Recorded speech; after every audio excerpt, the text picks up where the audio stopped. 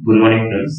நம்ம வந்து இப்போ 9th நியூ புக்ல இயல் 1 தமிழ் ஓவியம் அப்படின்ற லெசன்ஸ் பார்க்கிறோம். இயல் பகுதியில தமிழ் ஓவியம், சரிங்களா? ஸோ இதுல எந்த இன்ஃபர்மேஷனும் இருக்காது. இதுக்கப்புறம் பார்த்தீங்க அப்படின்னா நேர பாட்டு போயிடலாம். எனது காலம் பிறக்கும் பிறந்தது தமிழே, இந்த காலமும் நிலையாய் இருப்பது தமிழே. ஸோ இது ரிலேட்டடா உங்களுக்கு ஞாபகம் வரும். கல் தோன்றி மண் தோன்றா காலத்தே வாழோட முன் தோன்றிய மூத்த குடி தமிழ் குடி அப்படின்னு சொல்லி யார் சொன்னாங்க அப்படின்னா புறப்பொருள் வெண்பா மாலை. இதை நம்ம ஏற்கனவே நம்ம பிடிச்சோம். ஸோ அதே மாதிரிதான். ஸோ காலம் பிறக்கும் அதே கான்செப்ட் தான் இங்கேயும் நிற்காது. காலம் பிறக்கும் பிறந்தது தமிழே, இந்த காலமும் நிலையாய் இருப்பது தமிழே. சரிங்களா? யார் சொல்லியிருக்காங்க? ஈரோடு தமிழர்கள். அடுத்து அகமாய் புறமாய் இலக்கியங்கள். அகம் புறம் இலக்கியங்களை நம்ம எப்படி பிரிப்போம்? அகம் புறம்னு ரெண்டா பிரிப்போம் இல்லைங்களா? சோ மனிதனுடைய அக வாழ்க்கை, காதல் சம்பந்தமான விஷயங்களை சொல்லக்கூடியது அகம், கொடை, வீரம், இந்த மாதிரி விஷயங்களை சொல்லக்கூடியது புறம். நம்ம 8 தொகை 10 பாடல் பிடிச்சிருக்கோம். அகப்பொருள், புறப்பொருள் இலக்கியங்கள். அதே மாதிரி நம்ம இலக்கணத்துல பொருள் இலக்கணம் என்ன சொல்லுது? சோ அதாவது எழுத்திலக்கணம், சொல்லிலக்கணம், பொருள் இலக்கணம், யாப்பிலக்கணம், அணி இலக்கணம் என்று இலக்கணம் 5 வகைப்படும். அதுல சோ பொருள் இலக்கணம் வந்து என்னது? மனிதனுடைய வாழ்வியல். சோ மனிதனுடைய வாழ்வியல அகம்னு புறம்னு ரெண்டாம் பிரிவு. அதான் சொல்றாங்க அகமாய் புறமாய் இலக்கியங்கள், அதை அமைந்ததை சொல்லும் இலக்கணங்கள், நிகரிலா காப்பிய பூவனங்கள், உன் நெஞ்சம் நடத்தட்டும் ஊர்வலங்கள். காப்பியம், ஐம்பெரும் காப்பியம், 50 காப்பியங்கள் உங்களுக்கு தெரியும் இல்லையா? சோ 50 காப்பியங்கள் சிலப்பதிகாரம், மணிமேகலை, சீவக சிந்தாமணி, வளையாபதி, குண்டலகேசி. 50 காப்பியங்கள் உங்களுக்கு தெரியும் நினைக்கிறேன். உதயனகுமார காவியம், நாககுமார காவியம், யசோதர காவியம் இல்லைங்களா? அப்புறம் சூளாமணி, நீலகேசி. உதயனகுமார காவியம், நாககுமார காவியம், யசோதர காவியம், சூளாமணி, நீலகேசி. இது ஃபுல்லாமே எனது 50 காப்பியம். சோ நிகரில்லாத காப்பிய பூவனங்கள், உன் நெஞ்சம் நடத்தட்டும் ஊர்வலங்கள். அடுத்து என்ன சொல்ல வராங்க? ஏன் இவ்விருத்தன கேட்டு வரும், நீதி ஏந்திய தெய்வமாக பார்த்து வரும், மானிட மேன்மையை சாதித்திட குரல் மட்டுமே போதுமே ஓதின இல்லையா? சோ மானிடர்கள், இந்த பூமியில் பிறந்த அனைத்து மானிடரும் வாழ்வதற்கான வழிமுறைகளை கூறக்கூடிய நூல் வந்து என்னது? திருக்குறள். அதனாலதான் திருக்குறள் என்ன சொல்லுவோம்? உலக பொதுமறை. சோ இந்திய பொதுமறைன்னு சொல்லலாம், தமிழ்நாட்டு பொதுமறைன்னு சொல்லலாம். எப்படி சொல்றோம்? உலக பொதுமறை. உலகத்துல நிறைய சமயங்கள் இருக்கு இல்லையா? சோ இந்து, முஸ்லிம், கிறிஸ்தவம், சீக்கியம், இஸ்லாமியம், நிறைய சமயம். எல்லா சமயத்தாருமே வந்து எனக்கு பின்பற்றி வாழக்கூடிய நெறிமுறைகள், அதாவது பொதுவானது. இது இந்த சமயத்துக்குரியதான் சொல்லுது. சோ அப்ப திருக்குறள் என்ன சொல்லுவோம்? உலக பொதுமறை. அப்ப மானிடன் எவ்வாறு மனிதனாக வாழ வேண்டும் அப்படின்ற அழகா வந்து எனது கருத்துக்களை கூறக்கூடியது திருக்குறள் மட்டும்தான். சோ நிறைய திருக்குறள் எல்லா இன்ஃபர்மேஷனும் இருக்கு. அதனாலதான் சொல்றாங்க மானிட மேன்மையை சாதித்திட குறள் மட்டுமே போதுமே ஓதின. சோ ஏன் விருட்டன கேட்டு வரும், நீதி ஏந்திய தெய்வமாய் பாட்டு வரும், மானிட மேன்மையை சாதித்திட குறள் மட்டுமே போதுமே ஓதின, காலம் பிறக்கும் பிறந்தது தமிழே, எந்த காலமும் நிலையாய் இருப்பது தமிழே. காலம் பிறக்கிறதுக்கு முன்னாடியே பிறந்துருச்சு, எப்பவும் நித்தியமா இருக்கும். அதான் எந்த காலமும் நிலையாய் இருப்பது தமிழ். அடுத்து எத்தனை எத்தனை சமயங்கள் தமிழ் ஏந்தி வளர்த்தது தாயனவே. ஆமா, என்னது நிறைய சமயங்கள் உருவாயிருக்கு. சோ என்னது? சைவம், வைணவம். அந்த சைவத்திலேயே வந்து படிச்சீங்க அப்படின்னு சொல்லி பார்த்தோம்னா, இங்க நம்ம புத்தர்கள் படிக்கும் போதுலாம் தெரியும், காபாலிகம் அப்படின்னு சொல்லி ஒரு சமயம் வந்து உருவாக்கி இருக்கும் இல்லையா? சொப்ப நிறைய சமயங்கள், எத்தனை எத்தனை சமயங்கள் தமிழ் ஏந்தி வளர்த்தது தாயனவே, சித்தர் மரபிலே தீரருக்கும் புது சிந்தனை வீச்சுக்கள் பாய்ந்தனவே. என்னது? சோ மூட பழக்க வழக்கங்களை வந்து அடிச்சு நொறுக்குனவங்க இல்லையா? சோ அவங்கதான் யாரு? சித்தர்கள். சோ சித்தர்கள் வந்து எனக்கு சித்தர் மரபிலே தீவினை அறுக்கும் புது சிந்தனை வீச்சுக்கள். சிந்தனை என்ன சொல்றாங்க? வீச்சுக்கள் மாதிரி ஒரு வாழ்வாதை கட்டி மாதிரி வந்து எனக்கு அமைஞ்சிச்சு. சோ எனது கல்லர் மட்டும்தான் தெய்வமா கும்பிடுறது வந்து எனது தவறு அப்படின்றத சொல்லி காட்டுறாங்க. தெய்வம் என்பது என்னது? ஒரு லிமிட்டுக்குள்ள ஏன் கொண்டு வர்றீங்க? சோ விட்ட வழியை தெய்வமாக வழிபட்டவர் யாரு? கடுபடி சித்தர் இல்லைங்களா? சோ அதுக்கப்புறமா வந்து எனது நட்ட கல்லு பேசுமோ நாதம் உள்ளிருக்கையில், சுட்ட சட்டி சுற்றுவோம் கரிச்சுவை அறியுமோ அப்படின்னு ஒரு சித்தர் பாடியிருக்காரு இல்லையா? சோ எனது இறைவன் என்பது உள்ள இருக்கா? உள்ள இருக்கிற தெய்வம் வந்து எனக்கு முதல் உள்ள நீங்க தேடாம வெளியில பாத்தீங்க அப்படின்னா அது பேசுமா அப்படின்ற மாதிரி நிறைய இன்ஃபர்மேஷன். நிறைய மூலப்பழக்க வழக்கங்கள் வந்து என்னோட சார்ந்தவங்க தான் யாரு சித்தர். அதான் சொல்லியிருக்காங்க.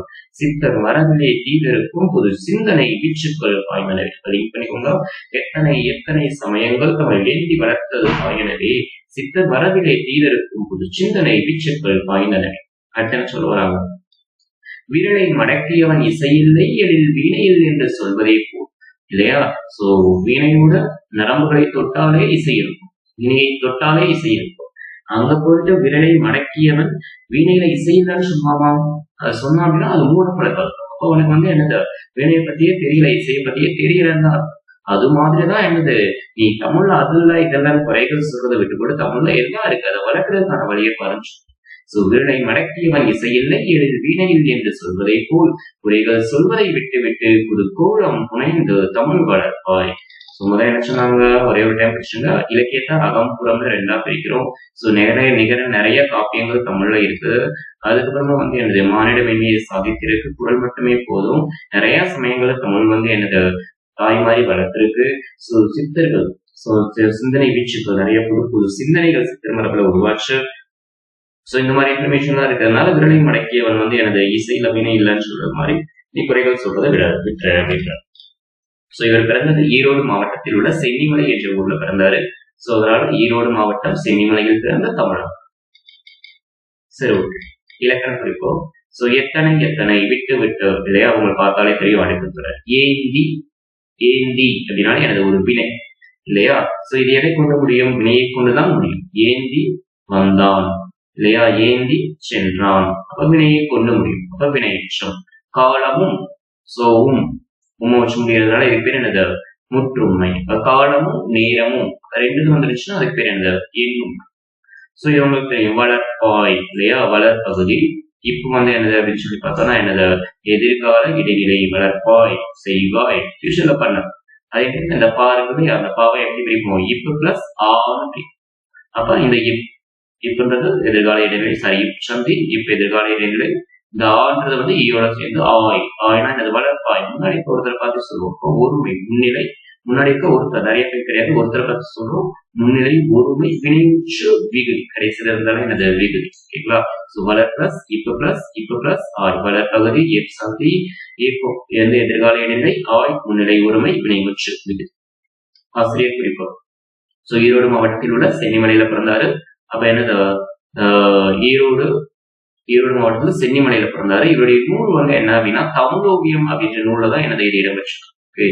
ஈரோடு தமிழன்மன் எழுதிய தமிழோவியம் என்ற நூலில் இடம்பெற்றுள்ள கவிதை தான் எனது இந்த கவிதை. இந்த கவிதையை குறித்து கவிஞர் என்ன சொல்றாரு அப்படின்னா, ஒரு பூவின் வளர்ச்சியையும் ஒரு குழந்தையின் புன்னகையும் புரிந்து கொள்ள அகராதிகள் தேவைப்படுவதில்லை. என்னுடைய பாடலும் அப்படிதானே. ஒரு குழந்தை பார்த்தவுடனே ஸ்மைல் பண்ணுது அப்படின்னா என்னது எதுக்காக சிரிக்குதுன்னு போய் உட்காந்து நம்ம ஆராய்ச்சி பண்ணுவோமா, கிடையாது இல்லையா. இப்போ பெரியவங்க பார்த்து ஒரு மர்ம புன்னகை கொடுக்குறாங்க, ஏதோ பண்றாங்க அப்படின்னா ஏன் சிரிக்கிறாங்க, என்ன பார்த்து நான் இன்னும் ட்ரெஸ் டிஃப்ரெண்டா பண்ணிருக்கேன் அப்படின்னு நம்ம யோசிக்கிறது இல்ல. ஆனா ஒரு குழந்தை சிரிக்கிறதுக்கு வந்து எனது அழகா அர்த்தம் அப்படின்னு அவசியம் இல்லை. அதான் சொல்றேன், ஒரு பூவின் வளர்ச்சியையும் ஒரு குழந்தையின் புன்னகையும் புரிந்து கொள்ள அகராதிகள் தேவையில்லை. என்னுடைய பாடலும் அப்படி. என்ன பாடலை பற்றி சொல்றாரு, காலம் பிறக்கும் பிறந்தது தமிழ். தமிழ் ஓவியம். தமிழோவியம் என்ற நூல் யாருடையது அப்படின்னா ஈரோடு தமிழன்பன் அவர்களுடையது. அந்த தமிழோவியம் என்ற நூலில் இடம்பெற்றுள்ள கவிதை தான் எனது காலம் பிறக்கும் பிறந்தது தமிழில். இந்த கவிதை குறித்த கவிஞர் என்ன சொல்றாரு அப்படின்னா, ஒரு பூவின் வளர்ச்சியையும் ஒரு குழந்தையின் புன்னகையும் புரிந்து கொள்ள அகராதிகள் தேவைப்படுது. அடுத்த கவிதைகள்ல மரபு கவிதை பொது கவிதைகள் ரெண்டு வகையா நம்ம பிரிப்போம் தெரியும் இல்லையா. அந்த புது கவிதையில ஒரு 3 விதமான வடிவங்களை அறிமுகப்படுத்தியிருக்காரு. என்னன்னு ஞாபகம் வச்சுக்கோங்க. ஹைக்கூ, சென்ட்ரியு, லிமரைக்கூ. ஹைக்கூ, சென்ட்ரியு, லிமரைக்கூ. அதுக்கு பாத்துக்கோங்க. ஹைக்கூ, சென்ட்ரியு, லிமரைக்கூ என புது புது வடிவங்களில் கவிதை நூல்களை தந்துள்ளார். அதுக்கப்புறம் பாருங்க, இவருடைய வணக்கம் வள்ளுவ என்னும் கவிதை நூலுக்காக எந்த வருஷம் அப்படின்னா 2004 வந்து சாகித்ய அகாடமி வாங்கியிருக்காரு. முதல்ல சாகித்ய அகாடமி நிறுவனம் ஆரம்பிக்கப்பட்ட வருடம் 1954 நம்ம அரசாங்கத்துடையது. 1954 ஆரம்பிச்சாங்க. 1955 முதல்ல சாகித்ய அகாடமி பெற்ற நூல் வந்து எந்த நூல் அப்படின்னு சொல்லி பார்த்தோம்னா, தமிழ் இன்பம்.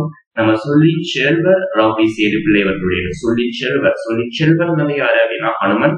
சொல்லின் செல்வர் ராபி சேதுப்பிள்ளை அவர்களுடைய தமிழ் இன்பம் அப்படின்ற நூல் தான் 1955 முதலில் சாகித்ய அகாடமி வாங்கியது. 2003 வந்து நம்ம கவிஞர் வைரமுத்து அவர்களுடைய கள்ளிக்காட்டு இதிகாசம் கள்ளிக்காட்டு இதிகாசம் 2003. 2004 நம்ம ஈரோடு தமிழன்பன் அவருடைய வணக்கம் வள்ளுவ என்ற கவிதை நூல். வணக்கம் வள்ளுவ என்ற கவிதை நூல். வணக்கம் வள்ளுவ என்ற கவிதை நூல் 2004. 2016 வண்ணதாசன் என்னும் கல்யாண்ஜி, அதாவது இவருடைய இயற்பெயர் கல்யாண சுந்தரம், இலக்கியங்கள் வண்ணதாசன். சரிங்களா? சோ பின்னாடி வரும் வண்ணதாசன் கல்யாண்ஜி இவருடைய ஒரு சிறு இசை, அதான் ஞாபகம் வச்சுக்கோங்க. நான் இங்க மென்ஷன் பண்ணல, வாய்ட்ட சொல்றேன் கேட்டுக்கோங்க. ஒரு சிறு இசை 2016. அப்புறம் சாகித்ய அகாடமியில இப்ப நம்ம என்ன அப்படின்னா 4 இன்ஃபர்மேஷன் பார்க்கலாம். 1954 ஆரம்பிக்கப்பட்டது. 1955 சொல்லின் செல்வர் ராபி சேதுப்பிள்ளை அவருடைய தமிழ் இன்பம் என்ற நூல். 2003 கவிஞர் வைரமுத்துவோட கள்ளிக்காட்டு இதிகாசம். 2004 வணக்கம் வள்ளுவ ஈரோடு தமிழன்பன் அவருடைய கவிதை நூல். 2016 ஒரு சிறு இசை வண்ணதாசன், இவருடைய இயற்பெயர் கல்யாண சுந்தரம், கல்யாண்ஜி என்றது இவருடைய பெயர். அடுத்து தமிழன்பன் கவிதைகள் தமிழக அரசின் பரிசு பெற்ற நூல். தமிழக அரசின் பரிசு பெற்ற நூல் தமிழன்பன். அப்புறம் ஹிந்தி, உருது, மலையாளம் தான் இவருடைய கவிதைகளை டிரான்ஸ்லேட் பண்ணியிருக்காங்க. இனிமையும் நீர்மையும் தமிழ் எனலாம். இனிமை அப்படின்னா நமக்கு தெரியும், நீர்மை அப்படின்னா ஒழுங்குமுறைன்னு அர்த்தம். சோ இனிமையும் நீர்மையும் தமிழ் எனல் ஆகும் என கூறும் பிங்கென நிகழ்ந்த யாம். இது ரொம்ப அழகானது. யாமறிந்த மொழிகளிலே தமிழ் மொழி போல் இனிதாவது எங்கும் காணும். சோ பாரதியார் அறிஞ்ச மொழியிலேயே தமிழ் மொழி மாதிரி இனிமை இருக்கிறது எனக்கு எங்கேயுமே கிடையாது அப்படின்னு பாரதியார் சொல்றார். யாம் என்ற வார்த்தைக்கு சொந்தக்காரன்னு நான் சொல்றேன். ஏன்னா யாமறிந்த மொழிகளிலே தமிழ் மொழி போல் இனிதாவது எங்கும் காணும். யாமறிந்த புலவர்களே கம்பனை போல், வள்ளுவன் போல், இளங்கோவை போல் பூமியில் யாங்கனமே பிறந்ததில்லை, உண்மை இது வெறும் புகழ்ச்சி இல்லை இல்லையா? சோ அந்த அளவுக்கு தமிழை எனது அப்படின்னு ஆழமாகவும் நேசிச்சும் எனது படிச்சிருக்காரு நம்ம பாரதியார். அதே மாதிரிதான் நம்மளும் படிப்போம்னு நினைக்கிறேன். சோ யாம் என்ற வார்த்தை வந்துட்டாலே மோஸ்ட்லி பாரதியாரா இருக்கும். பாத்துக்கோங்க என்ன சொல்றாருன்னு பாருங்க. எனக்கு தெரிஞ்ச லாங்குவேஜ்ல தமிழ் மொழி மாதிரி இனிமையானது எங்கேயுமே கிடையாது அப்படின்னு சொல்றாரு பாரதி. சோ அடுத்த இது உலக தாய்மொழி தினம். இந்திய தாய்மொழி தினம் கிடையாது, உலக தாய்மொழி தினம் பிப்ரவரி 21. தமிழை ஆட்சி மொழியாக கொண்ட நாடுகள் இலங்கை மற்றும் சிங்கை. சரிங்களா? சோ இது மைண்ட்ல ஏறி இருக்கும்னு நினைக்கிறேன். நெக்ஸ்ட் லெசன்ல சந்திக்கலாம். நன்றி.